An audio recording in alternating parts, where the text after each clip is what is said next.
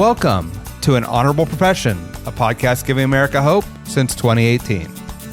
I'm Ryan Coonerty. Along with Debbie Cox Bultan of the New Deal, I'm lucky enough to be your co-host.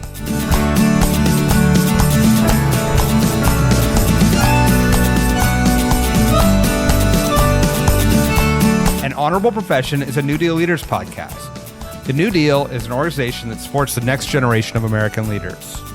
From attorneys generals, to state senators, to mayors, to school board members, these are the people that are pushing policies and politics that will respond to climate change, rebuild our economy, address racial injustice, and restore our democracy. These are incredibly talented people who have dedicated themselves to public service when their country and their communities needed it the most. Check out newdealleaders.org to see what I'm talking about. Welcome to An Honorable Profession. I'm Debbie Cox Bultan, CEO of the New Deal.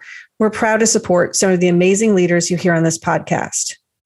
In this special edition, I spoke with Tom Perriello, former congressman, gubernatorial candidate, diplomat, teacher, and now executive director of the Open Society Foundation's U.S. programs. We started by talking about the upcoming elections in his home state of Virginia and what the outcomes there might tell us about the 2022 midterms. In a wide-ranging conversation, we talked about the current negotiations on Capitol Hill over President Biden's Build Back Better agenda and why Democrats have to be bold. We talked about the state of our democracy, empowering historically marginalized communities, and his personal path to public service and his goal to test different theories of change throughout his career. I hope you enjoy this discussion with the very thoughtful and thought-provoking Tom Perriello about what he calls the current breakdown or breakthrough moment for America. Congressman Perriello, welcome to An Honorable Profession. Thank you so much for having me, and thank you for such a show. Yeah, well, it's great to meet you and to have you with us. Well, there's so much going on and so much to talk about. I thought maybe we would start with the timely question. We're talking not too far out before the Virginia elections, your home state, of course, where you served in Congress and ran for governor yourself. Tell me what you're thinking about kind of the dynamics of the race as we head into the home stretch and what you think we should be watching for in the final days. You know, in one way, it shows that the old adage, all politics is local, still is true, even though it's actually a good example of all politics being federal. And here's what I mean by both. It is ultimately turning into somewhat of a referendum on Trump, with Youngkin being having embraced Trump, versus sort of a Biden agenda referendum, whereas used to be things were much more state-based. But two of the biggest factors that I think are tilting the race in the Democratic direction are the fact that 4 years ago, you saw this amazing generation of younger people run for state legislature. In the very first statewide elections of the Trump era, the 2017 elections in Virginia, we saw the most diverse group of delegate candidates run. Many in the party thought the most seats that could possibly be picked up were 3, 4, maybe 5. And in fact, 16 seats flipped. And those legislators are now sophomores about to become juniors and have built up their own political identity and base in a very diverse range of the state, geographically, demographically. And so while Democrats have tended to have a hard time turning out voters in off-year elections, you really see this foundation built by this group of legislators. And the second thing is we finally got rid of the generations of racist and offensive Jim Crow voting laws in the state at the federal legislative level. So here you have a federal Biden agenda that in many ways is resting on the fate of what happens in Virginia in terms of how people read it. And that's resting on the fact that 4 years ago, when Trump was elected, you saw people not just look federal and not just hide in the closet, but actually go out, run for local office, run for state office, make changes, deliver results at that level. And that may well be what keeps Chair McAuliffe getting across the line, despite the historic trends that cut against Democrats in this year. Yeah, of course, all eyes are going to be on what happens on November 2nd and what that portends for the midterms. I'm curious, as a Virginian, what do you tell people when they want to jump to conclusions about, what happened here? Is what lessons should we take from this nationally? Well, it's not entirely wrong. I think you saw 10 years ago, certainly, that the disastrous results in Virginia portended very bad results for Democrats, but also that when Virginia candidates tried to distance themselves from President Obama, thinking that was going to be a good strategy, it actually only drove the ticket further down. And then in 2010, when I was up for re-election, while I lost, I performed about 10 points better than the Democrats who'd actually voted against the Obama agenda. We were one of the few House races where he came to campaign for us. And not only did we outperform the Democrats that ran away from the president, I think it also built some credibility that allowed me to go on and be a diplomat and help with the peace negotiations in Great Lakes of Africa and other areas. Right now, we have a poll on this that shows, running against Trump is a winning message for Democrats, but running on results in addition to that is 3 times more effective for Democrats. So I think, honestly, one of the things that's hurt McAuliffe the most was the failure of Democrats to pass the agenda already, and that we would have seen momentum coming out of that. And the irony is, politically, the Democrats that probably would benefit the most are some of those that are standing in the way of the agenda. And those who think they can oppose the agenda and somehow get an upsurge of that, you can look historically, and the answer is no. If you drive the president's numbers down 10 points and you differentiate yourself by 2 or 3 points, you've still lost, 7 or 8 points on net. So I think that'll be the clear message, will be get this agenda passed, make it bold, have a year to sell it. And also, I think this issue about getting democracy reform done. When Republicans have to compete for votes instead of trying to rig the rules, then we're a better democracy for it. Yeah, let's talk about that. I mean, obviously, we're in the throes of the negotiations to try to pass the president's agenda, both the Build Back Better pieces and the infrastructure deal. You yourself took a tough vote, as you've alluded to, on the Obamacare Act, and it ultimately lost your seat, but have made no bones about the fact that you knew that was the right thing to do, and that this is different, that the votes here are different. I saw an op-ed that you did in the Washington Post, kind of for those people who want to compare your vote on Obamacare versus the vote that folks are having to take now, that there are differences. Tell us about that. Why is it different? And maybe you can also expand on why it's so important to get this done. So I think that a number of things have changed about the political landscape. I also think President Biden learned from the experience. President Biden is going with a bolder plan, an earlier plan, and a plan that delivers results for people from every region, every race, every class, and does so early. In fact, one of the concerning things about the current negotiations, which again goes back to this irony, which is really a nice way of spelling stupidity, of some of the vulnerable Democrats, is by cutting the bill's ticket, which nobody actually cares. Poll after poll shows that the overall ticket price is not affecting opinions. They're doing things like saying, let's make sure the child tax credit doesn't kick in until 2024, or let's say the child care credit in that case, that's going to make it more affordable to get child care. Like, the sooner these things kick in and the bolder they are, the better. And this is a fundamental change in our politics since the 1990s. In the 1990s, people felt like things were basically going pretty well, boom 90s. And so a big plan seemed scary because that might shake up a good status quo. And therefore, incremental or symbolic politics, arguably, though I think not as much as people think, kind of helped with the center. Today, making a bill smaller doesn't make it more centrist. It doesn't make it more popular with the center. It just seems out of touch. And it seems most out of touch, actually, for like suburban middle class women voters who are a key constituency. And yes, that's sometimes code for white women. It's not entirely that. But the smaller you make the bill, the more convinced they are that they're not going to get it. It's just they feel squeezed, right? They know that the system's rigged for the rich. They feel like and are pretty compassionate about having programs for the poor, and they feel like they're the ones in the middle. And the Kirsten Sinemas of the world are basically attacking the middle class with their moves, right? That everything she's doing in the bill is hurting the middle class. It's saying the middle class will pay more for prescription drugs because we want to make it smaller. The middle class isn't going to get the child care credits because we want to make sure we don't tax the rich. The middle class isn't going to get the care economy benefits for their elderly parents who they have to take care of. So there's this very odd thing where this group of people who claim to want to expand the Democratic Party are cutting out the group that we most want to expand with, which is this inclusive middle class.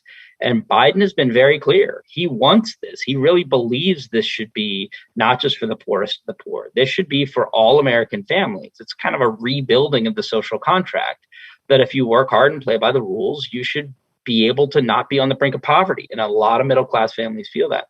So I think today, doing the 90s thing, which is let's take a good idea and cut it in half, doesn't make the idea better. It makes the idea seem almost sort of offensively out of touch. And I think that's what you're seeing from a lot of these obstructionist Democrats. And it's not a coincidence that they take a lot of money from corporate lobbyists and others on those things. So we don't, I think we're moving away from this politics of right, left, and center. And it's more of a politics of like, are you in touch or out of touch?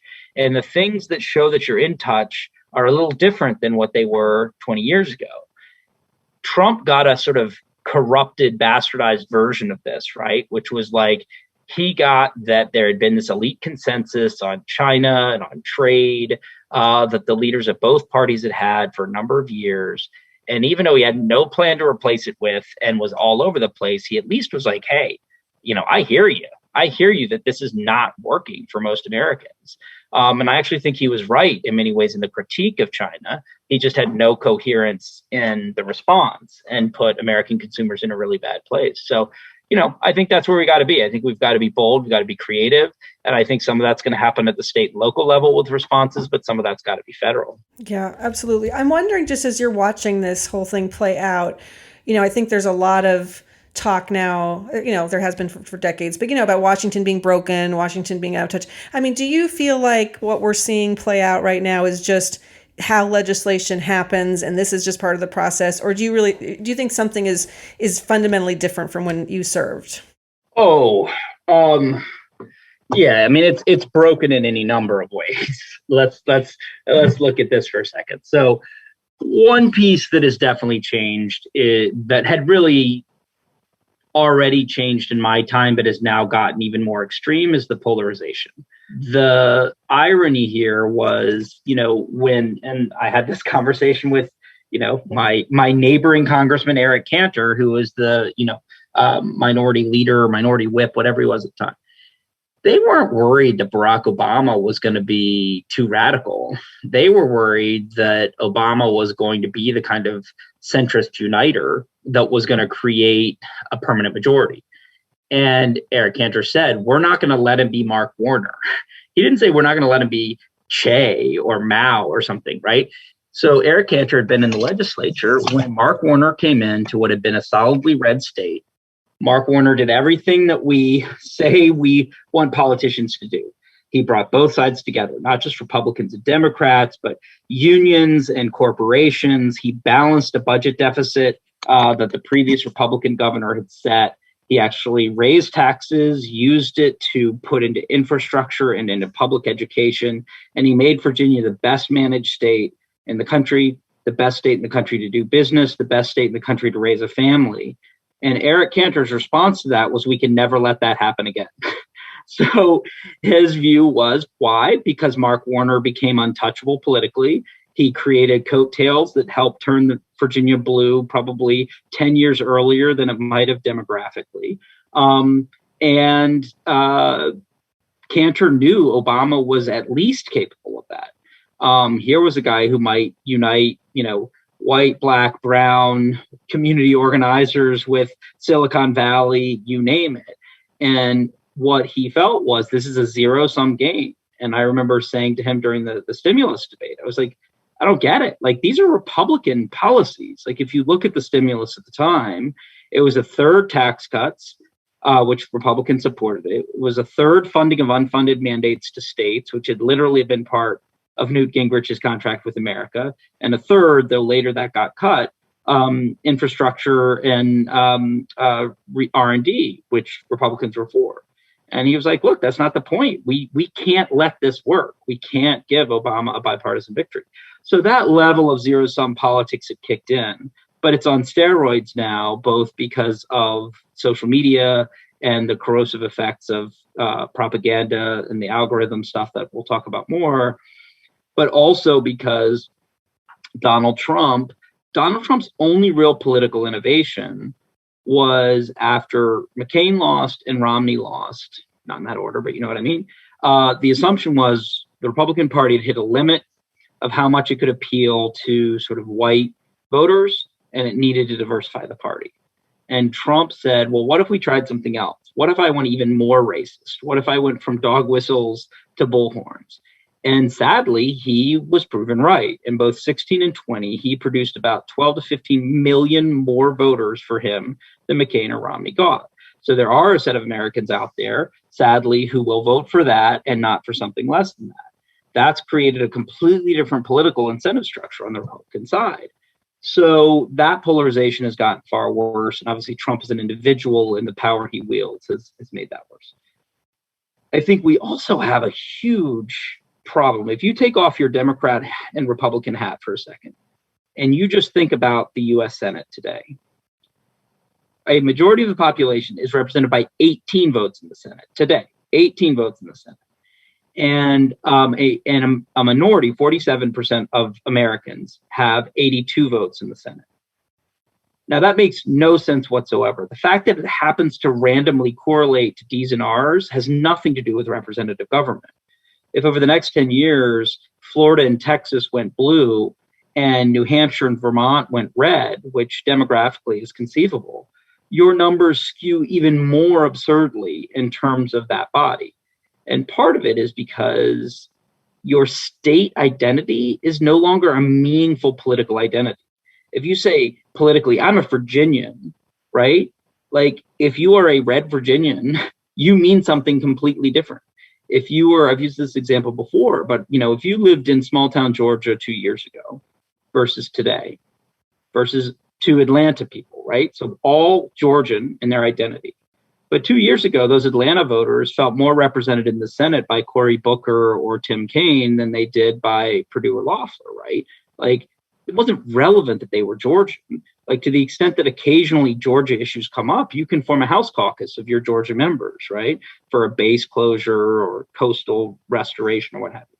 Today, those two Georgians feel represented, but the two Georgians living in small town Georgia feel more represented by Rick Scott or Tim Scott than they do by Warnock or Ossoff. So this whole notion at the founding that this meant something, we are representing Virginia in the Senate, but it's not actually how our politics work anymore because the breakdowns are almost entirely urban, suburban versus small town and rural. If you were designing it today, you'd probably say, well, the states already get represented by their caucuses in the House, but it's cities that should be represented in the city or some other representative mechanism. So that tension is really toxic on the body politic, both because of the inability to deliver results, and it's the inability of democracies to deliver results that tend to give fuel to authoritarians and strongmen who come in and say, only I can do this because I've got to break the system, break the rules. But also to just the cynicism on all sides that they don't feel represented, right? If you're a conservative who lives in California, of which there are millions and millions, right? You don't feel represented by your state legislature, your governor, and that's the size of, a medium-sized country. So I think when we think about the problems today, certainly we had some of them back in my day, only 10 years ago. But I do think the issue of the scale and intensity and speed of propaganda and misinformation, and this issue about the geographic polarization is, and then Trump's sort of changing of the political incentives have all really made things a lot tougher. Yeah, there's so much to unpack there. I think I want to ask first about, the other thing that's on steroids right now, which is the attack on democracy itself and our democratic institutions. And how do you see that playing into the narrative you just described? You're someone who's worked in human rights around the world. You've worked on democracy building. I mean, what is your, what's your fear about this, and what do you think needs to happen? I mean, we're at a serious breakdown or breakthrough moment, and I want to make sure we focus on the breakthrough as well.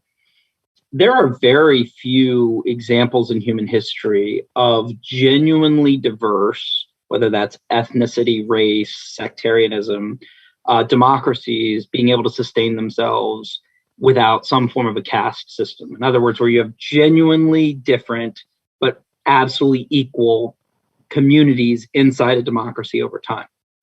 It's very rare. And essentially, the United States has had a caste system where Black people had second-class status and either had to negotiate for terms weekly in one party or the other, initially in the Republican Party, then into the Democratic Party. But we are becoming the America that we promised all along, which was a genuinely multiracial democracy. And it's a pretty big deal. It's a pretty cool thing. And there are arguably two times in American history where that's happened. One was Reconstruction.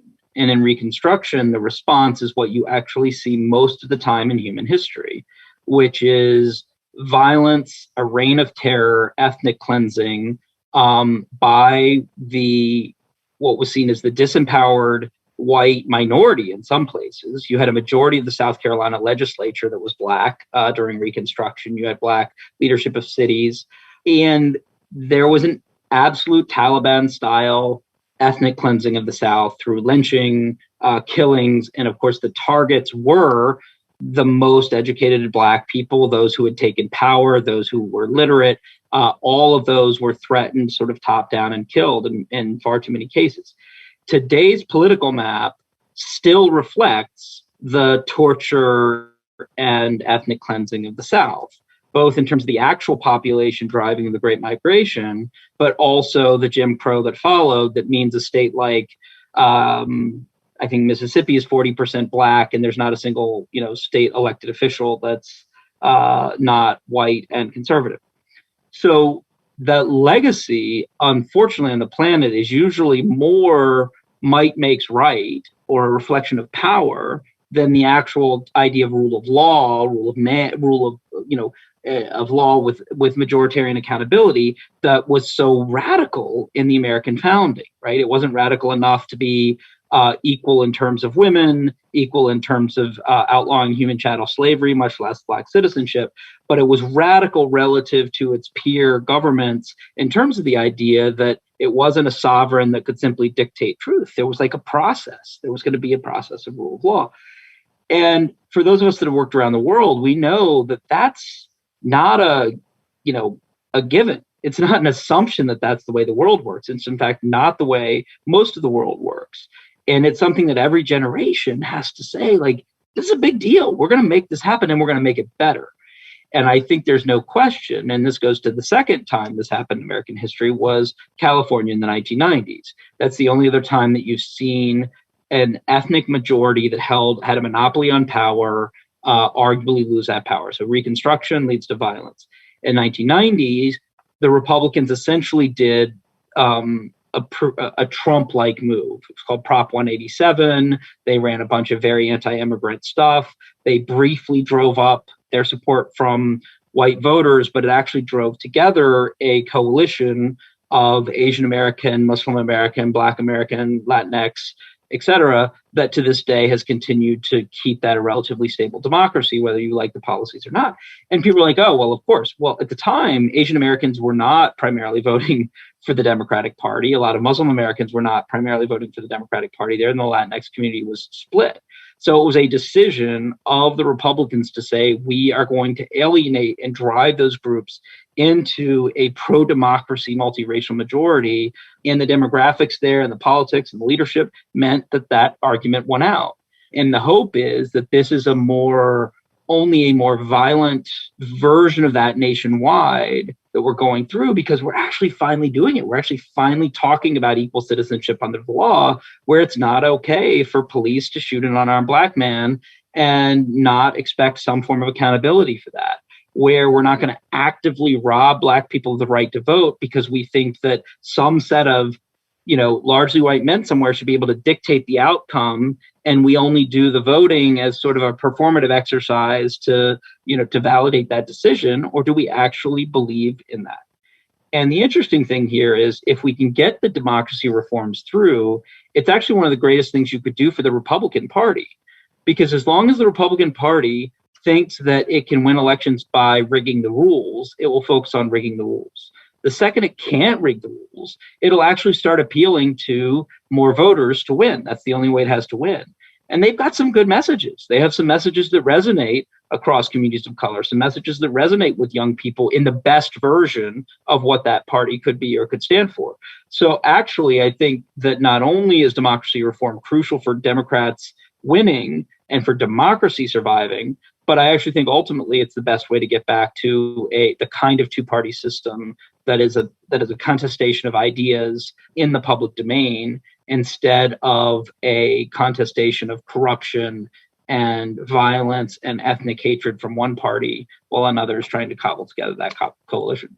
I think that's so fascinating. Do you think that that means that not only, obviously, we're talking about voting access, voting rights, what's making its way through Congress now, but we've got other things. We've got redistricting, which essentially, locks in some of this inequity. We've got the disinformation piece you talked about a second ago. I mean, so there are other pieces. So do you feel like we have to get all of those fixed? I liked, it was fascinating what you said. I think what I heard you just say is essentially, as long as there's other ways to have to compete on this fair plane in the arena of ideas, as long as there's other ways to do it, that's what's going to happen. Do you think we've got to fix some of those pieces too, as well as just the fundamentals of our democracy in terms of voting and fair access to voting? We do. I mean, we need to do many things. We also do need to bridge build and find ways to depolarize and get back to a common set of facts and a common narrative. But I think part of how you do that is to make sure that elections are fair and have integrity, and that those people who support the fundamentals of democracy and the rule of law are winning those elections and able to exert democratic governance. The tech stuff is at such a scale that, yes, it's true, we've had propaganda and lies and gossip through human history, but we've never had anything at the scale that we have today. And the crazy thing about the Facebook revelations that came out a couple weeks ago with the whistleblower was not just that we know they're doing it. It's that we know they know how to not do it, and they're still choosing to do it. And if you leave out politics for a second, they know that the algorithm done this way literally creates more teen suicides, and done this way, fewer teen suicides, this body dysmorphia stuff. They know it.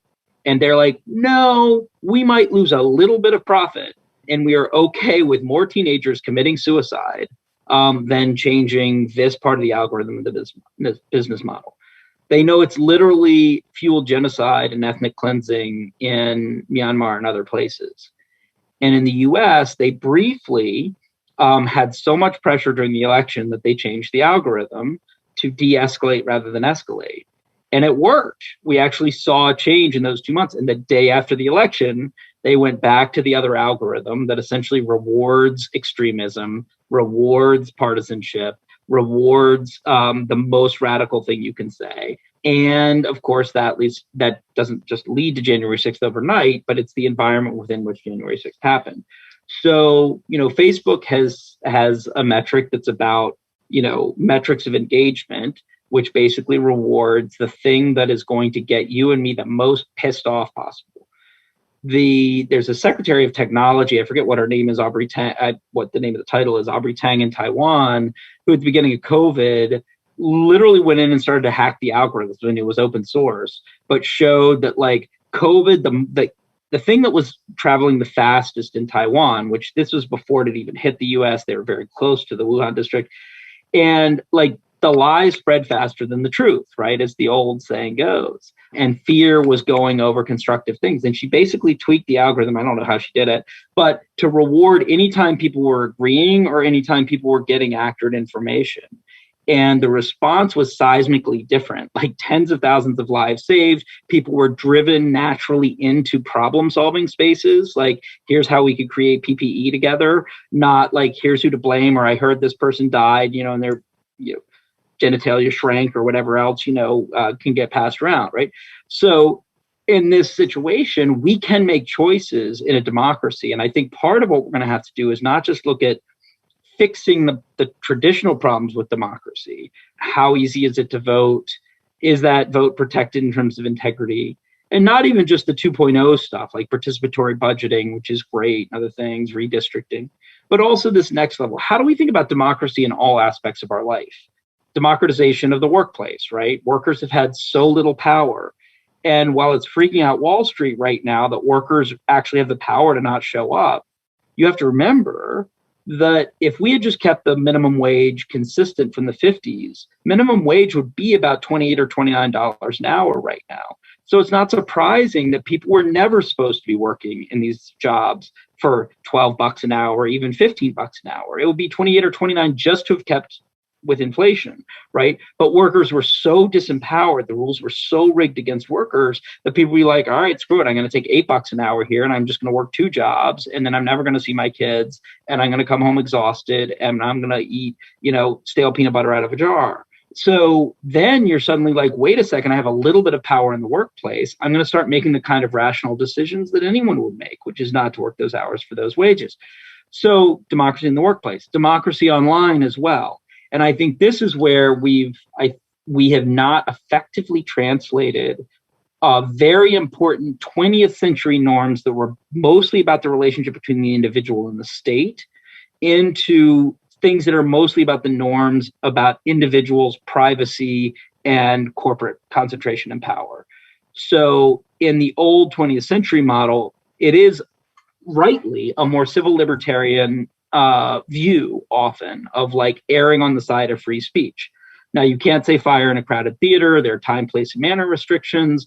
We can debate the Skokie, Illinois case, but overall it was like, let the voices out there, right? Because we don't ever want to give the state the power to do that.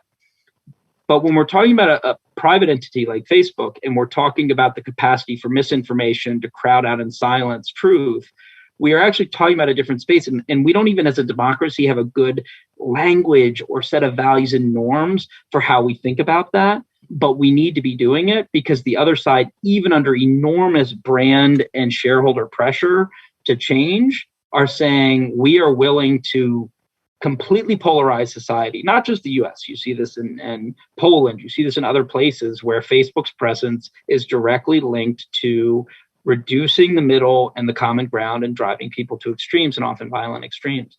So I think right now, yes, voting rights, getting money out of politics or at least reducing it, fair districts would be great. But I think this issue about media and information in the public square, now that the public square is a corporate platform monopoly, is going to be really one of the big questions we have going forward. Yeah. I want to get back to this question you were talking about, this breakthrough where we are now and this transformational moment we find ourselves in, not just on democracy, but on so many things. I mean, I feel like, we all experienced together, during COVID, this idea that, these longstanding inequities across so many of our systems were already there, but this feels like the light was shone so bright on this during COVID, whether it was broadband access or education or, all from across the board on some of the things you're talking about, empowerment. I know that you have, in your current job, you've done a lot of really exciting and interesting things since you left Congress, but in your current job as executive director of Open Society US, you are really focused on marginalized communities and how to empower those communities. So before I know you've done some specific stuff I'd like to ask you about, just in general, how are you thinking about this transformational moment? Obviously, the stuff we were talking about earlier with the Congress passing the American Rescue Plan funds and then hopefully the Build Back Better agenda and an infrastructure bill. This is going to be an infusion of cash to the states and localities and across the country that we haven't seen in a long time. So on the government side, you're working on the philanthropy side, but on the government side also, we're going to have this, hopefully these means to make this transformation. So how are you thinking in your current role about the role that Open Society plays in making this transition and making a world, this country better for so many people? I'm so blessed to get to work for Open Society Foundation. I've been a grantee for many years for my work in West Africa and Afghanistan and some of my work here and various human rights issues. And it's an amazing foundation. And last year when the uprising happened in the wake of George Floyd's murder, it was one of the first to make a set of 5-year grants to Black-led, Black accountable justice organizations. And frequently philanthropy has either skipped these groups or considered them too controversial or said, we'll give you a small program grant this year, some crumbs here and there. And I think giving organizations the capacity to dream, to experiment, including to fail on the path to success, and really just thinking about this from a power lens. Like the goal is not to think just issue by issue, as we've often done in the past, juvenile justice here, education equity there, all important issues, But if the goal is for marginalized communities to not be marginalized anymore, how do you create or really just fuel the power being created from within such that those communities can speak for themselves and participate in our democracy from a position of empowerment? And I think that is, again, what we face right now in this historic breakdown moment, is whether or not we are going to let that happen. And it's very scary to people who are vested in the old status quo. We did put a lot into supporting the Biden agenda because we believe not only in the issues, climate change, ending child hunger and poverty, and many other things, having a living wage for the many women of color who work in the care industry, and starting to see that as an important part of the economy in the way manufacturing might have been 2 generations ago. But it's also that we believe a core part of democracy is the ability of a government to deliver for people and to deliver on a social contract across race, class, and region, as we said, and to then communicate that. In the absence of that feedback loop of a candidate running on a policy, a majority supporting that policy then becoming law, that law then producing the kind of benefits that were asked for by the people, then you've got to break down somewhere in the system. And I think we, to President Biden's credit, he put big ideas out there early. He didn't treat them as individual bills. He really saw that this was about really rebuilding a better American dream that was more inclusive than it ever was before, and, really an American reality. And, that is still something very special about this country, regardless of where you came from, where your family came from.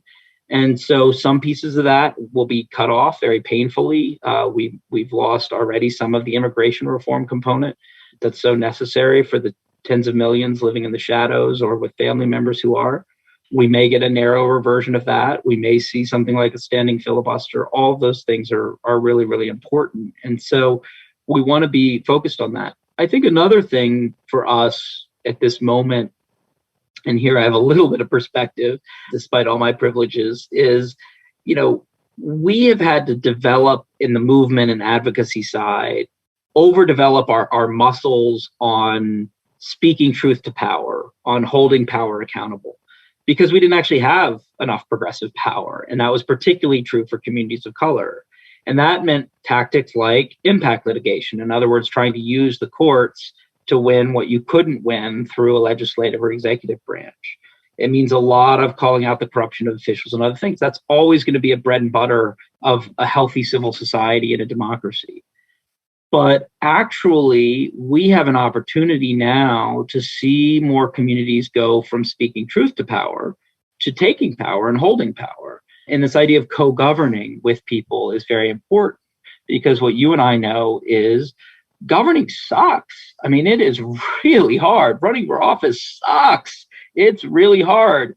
The people that don't think it sucks are probably the people that shouldn't be doing it. And, for me, Congress was miserable, but Congress is a walk in the park compared to a state legislature, right? And Congress, at least at the end, you get a 6-figure salary and a 25-person staff. Plus, you can call up the Congressional Budget Office to get an estimate of what the bill is going to cost and other things.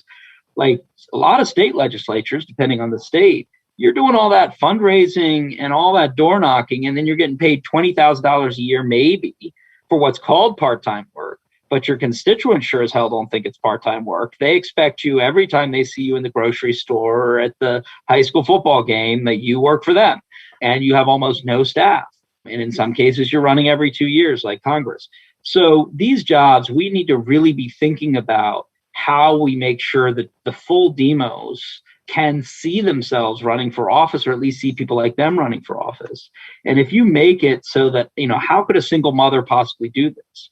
One of my best friends from college is Katie Porter, and she's talked about this very powerfully as being a single mom with 3 kids, and she's got to go fly across the country. I mean, it's crazy how much these systems are not built for anything other than people that are largely already rich or people that have already reached retirement age, neither of which represent most of America. So when we think about this, we've done some great work on the political side of our house, not the foundation side, helping reform prosecutors run in cities. And that's changed the lives of tens of millions of people who are now living under more humane systems that focus more on moving people into, alternate tracks and not just mass incarceration.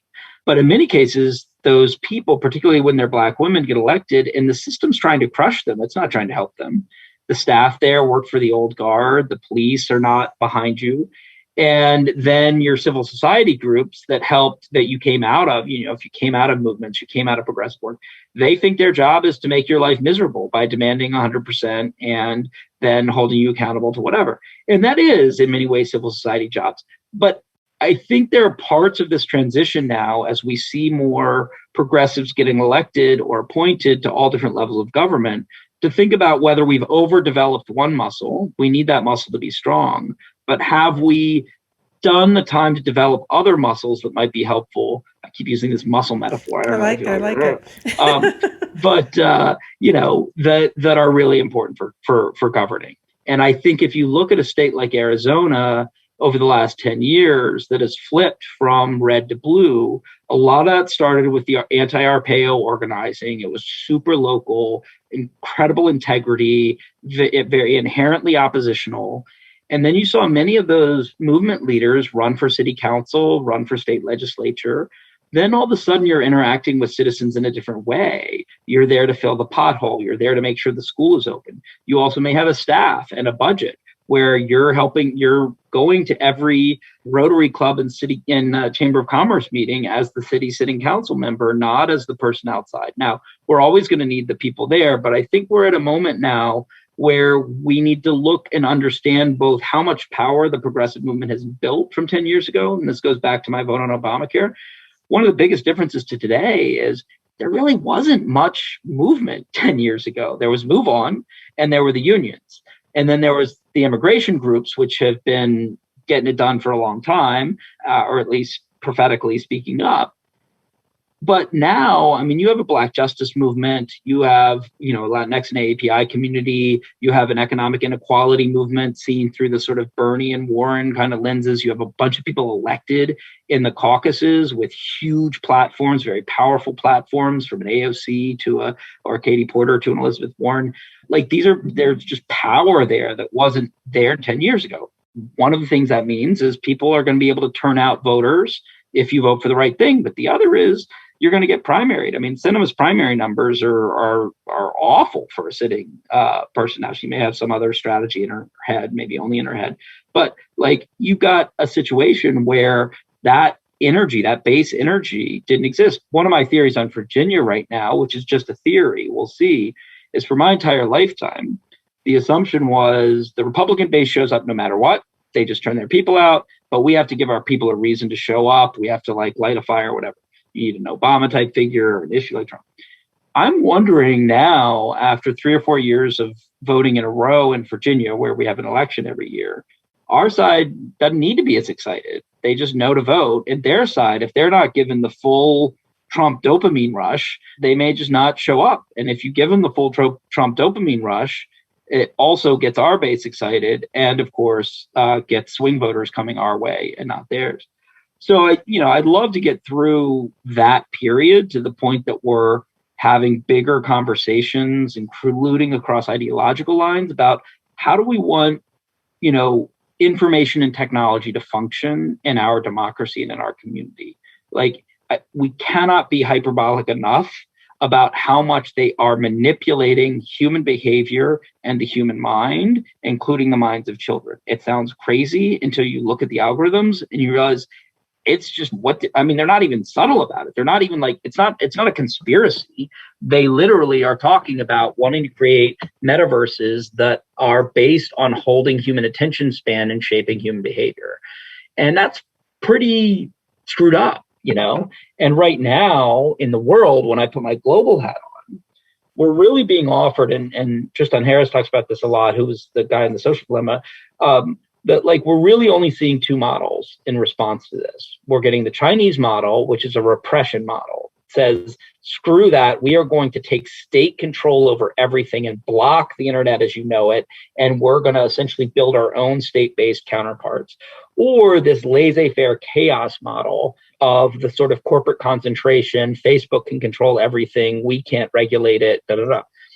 And if we don't come up with something in between these two models, I think we're going to get to the kind of scary place we probably are. And when you add in the acceleration of AI, that's going to happen much more quickly than we imagine. These are the kind of conversations we should be having as a community. Instead, we're having, 10 hat conversations about critical race theory being taught in, middle school and high school when it's a graduate level concept, and parents literally spending their off hours saying, the most important thing in my life right now is to make sure my child is exposed to disease. Like, I just want my child exposed to more disease, right?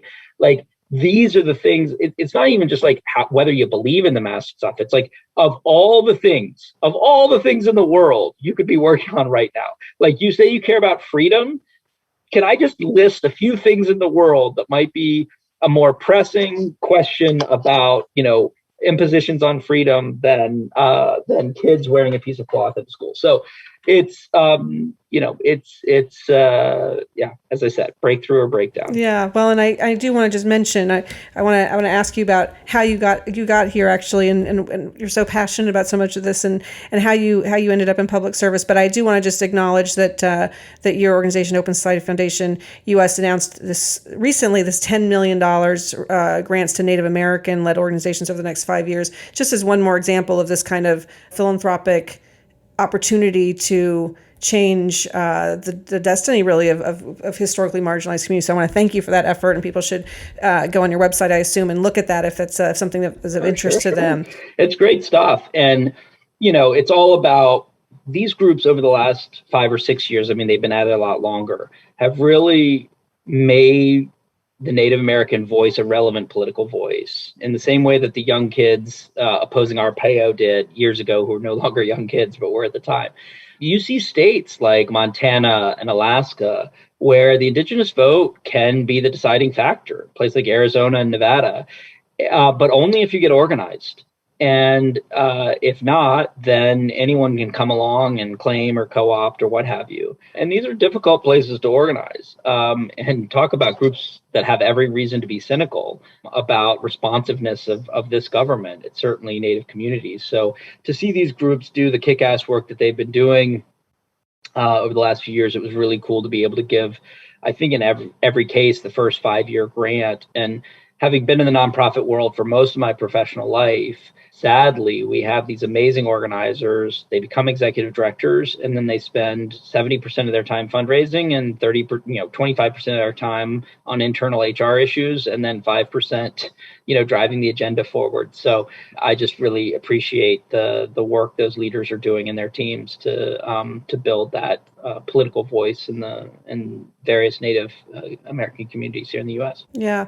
And speaking of political voices, so did you tell me just briefly, how did you get into this? How did you, in particular, running for office? This is an honorable profession. Our podcast talks about politics being an honorable profession, although as we're talking about today, that's not the only way to serve. We're talking about organizing. We're talking about making change in your community, whether or not you're in elected office. But for you, yours did include a stint in elected office. Is that something you always thought you wanted to do, or how did you find yourself running for office?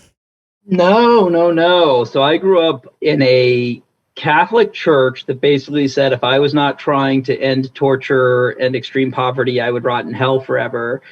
And so I joke that I came for the guilt and stayed for the joy.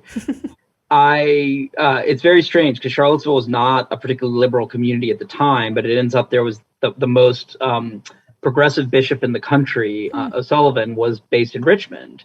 So all of the progressive priests moved into this diocese in order to escape the purging of the more liberationist priests during that era. So we would bounce from church to church, and they were all talking about, the dirty wars in Central America, and they were talking about the need for nuclear disarmament. I just thought that was Catholicism.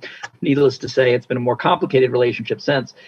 But that was one defining factor for me. The second was growing up a white guy in the South, where The experience of massive resistance to integration was a lived experience. People were still telling that oral history who had lived through it not long ago in Charlottesville, in Farmville, where one of the cases that became Brown versus Board, again, where faith was a huge aspect of the leadership of that movement.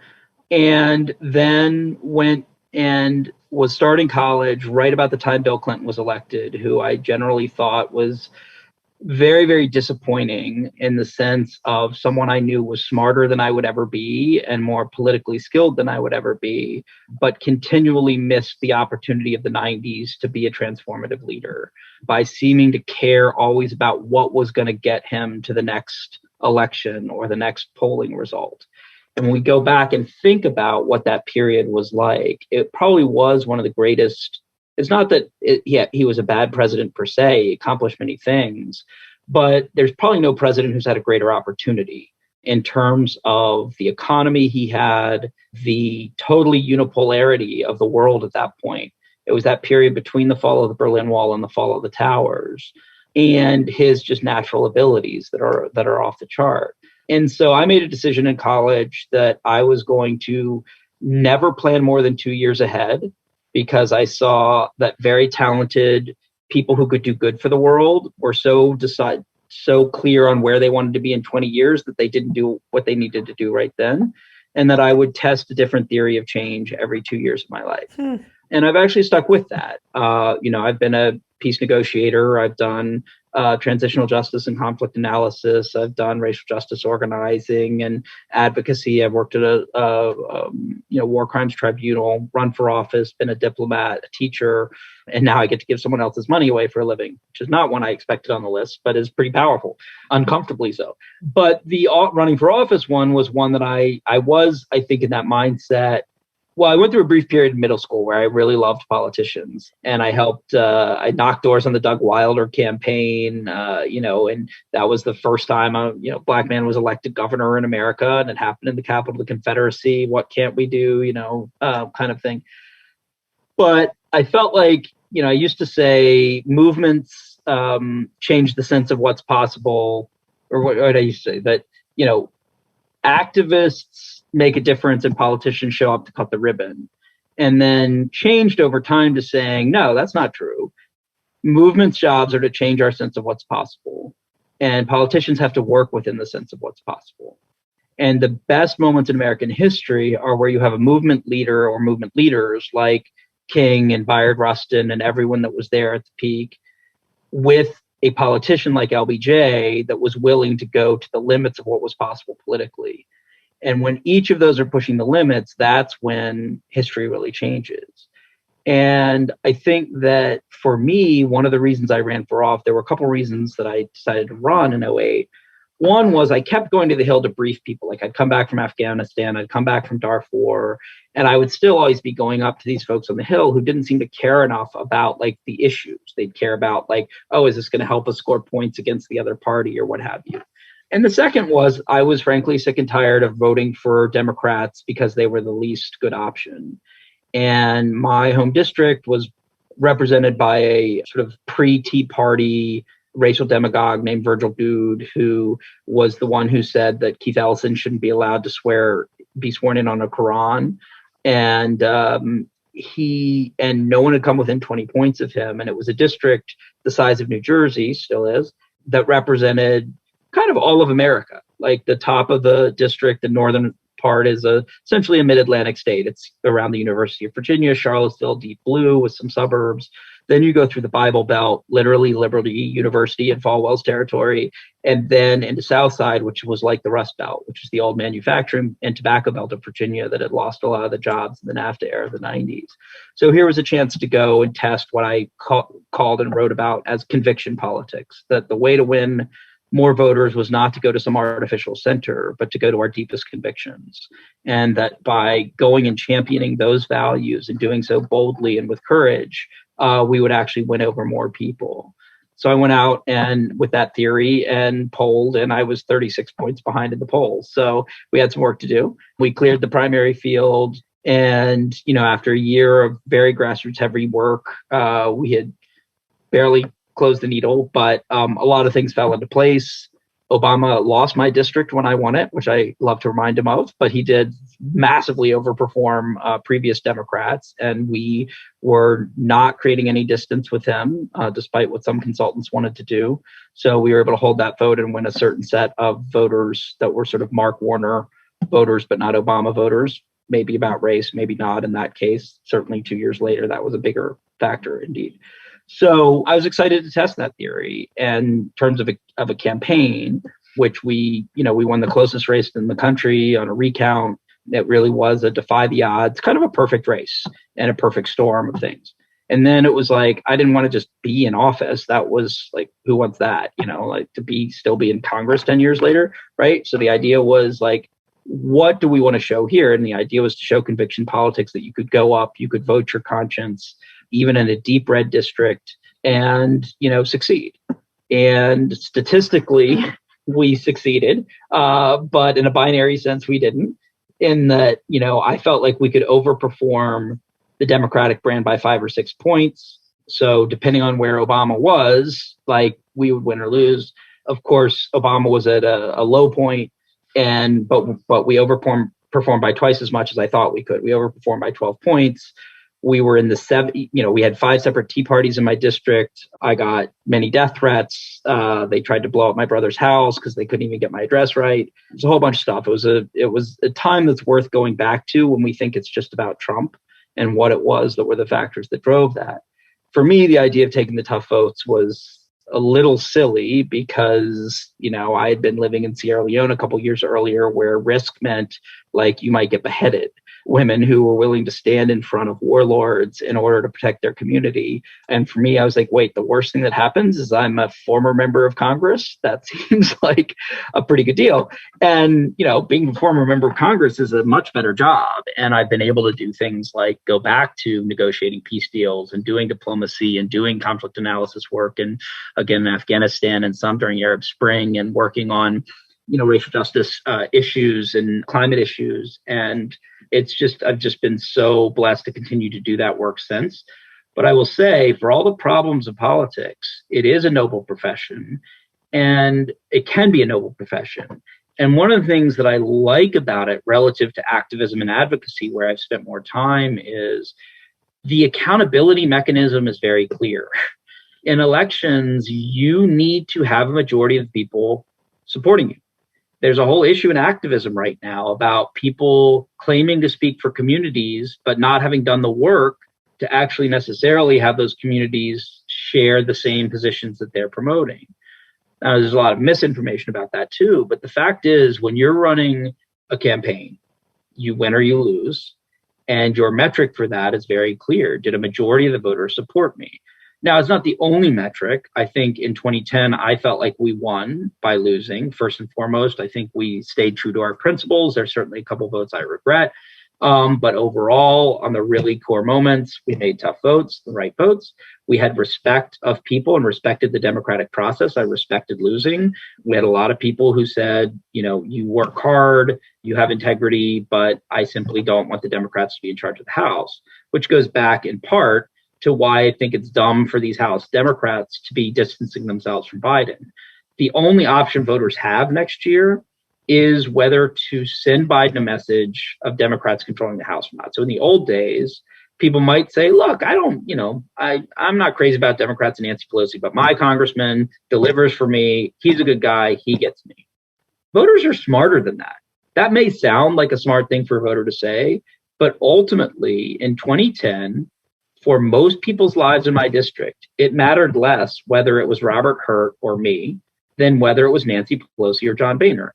And if you fundamentally didn't like the direction Democrats were going, the only way you could really affect that was to send me home and to send Robert Hurt up, even if, as I think many voters did, think Tom is actually going to represent our district better in terms of nothing against Robert, but we killed it on constituent services. I worked 20 hours a day, literally 20 hours a day, 7 days a week. We went to every corner of that district every day. We brought in over $300 million of investments. We were helping to create an entire green economy in Southside.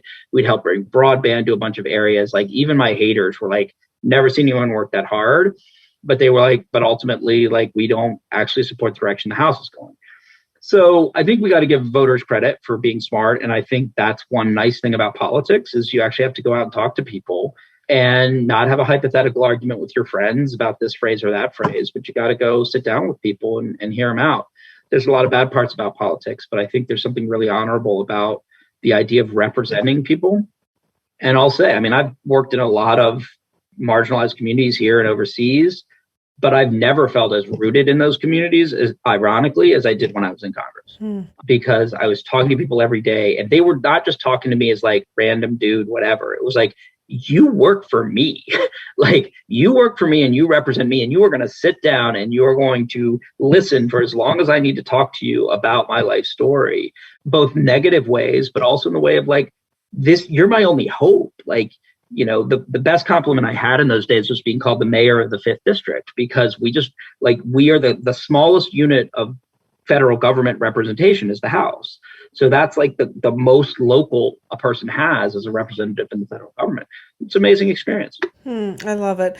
Well, I really love your concept of this, you know, politics of conviction. And I very much hope that we are in one of those moments right now you were talking about where the activism and the activists are going to meet the politicians so that we can really make some transformational change. And just thank you for spending some time with us today. And it was great to hear about what you're doing. And I'm really excited about where we're going as a country if we can do some of the things you're talking about. Great stuff. And I know you had Jason Kander on recently, and I want to give him props. We've worked together some on these Afghanistan evacuations. He's been tireless on that, and just really appreciate what he's done for folks in Afghanistan. We love Jason, New Deal alumni. We love him. Thank you so much, Congressman.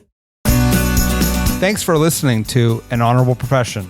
Please subscribe to hear more amazing leaders, and keep asking your elected officials to be honorable. Boots Road Group produces podcast.